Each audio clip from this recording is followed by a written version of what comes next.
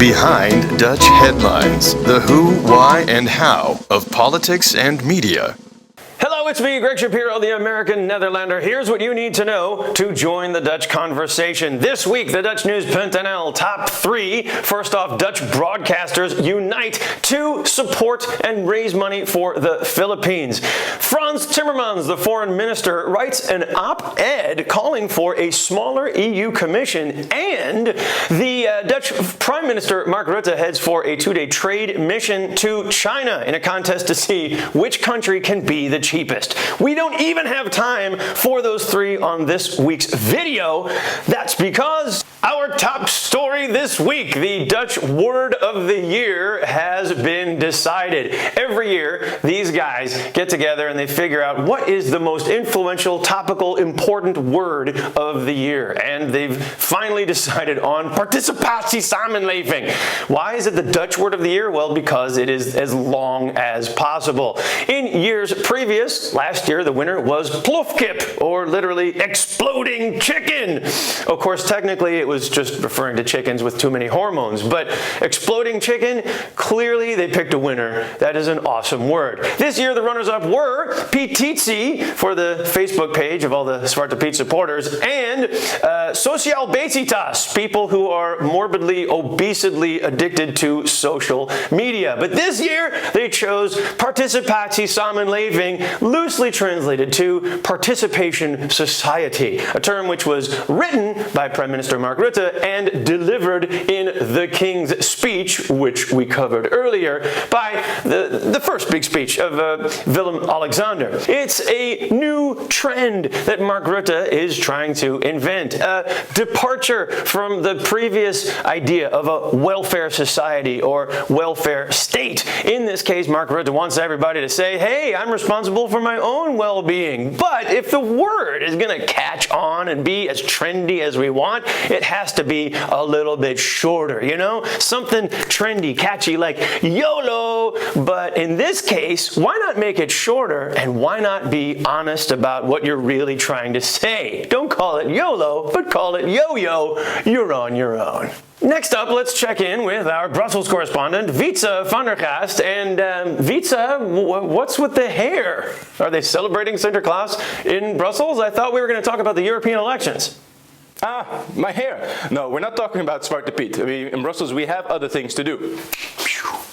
Election fever. 2014, 2 big elections coming up in the Netherlands, municipal, European elections. Dutch enthusiasm for these elections is equivalent to the temperature needed for the Elfstedentocht, below 0. However, there's hope. We can make elections interesting. Look at New York. They recently elected a new mayor, Bill de Blasio. The guy is 2 meters tall, he has a wife, half his size, she's black, she used to be a lesbian, and they have 2 great kids. One of them, Dante de Blasio, and the kids got hair. So lesson number 1, you gotta have a style. Got it, Wytze. I know America's cool, but are there any examples closer to home in Europe? Well, Greg, we do have an example closer to home. Paris, city of love. This lovely city will be run by a woman. 2014 mayor elections in Paris. Now in Holland there also is a famous female mayor in Almere, Miss Annemarie Jorritsma. But let me introduce the Paris candidates. Candidate number 1, Miss Anne Hidalgo. Half French, half Spanish, 100% Latina. She's competing against this lady with a very difficult Polish name. She has a bit of that aristocratic background. I would say quite an interesting choice. Conclusion is, what do you need to make elections interesting? You need a hairstyle and a bit of that feminine touch. Okay, so elections can be made interesting, even in Europe. But in the Netherlands, are there any politicians who are following this trend? There is one man taking a lead in this. You can say whatever you want, but he has got hair. And last week he had Miss Le Pen over, so he's working on that feminine touch as well.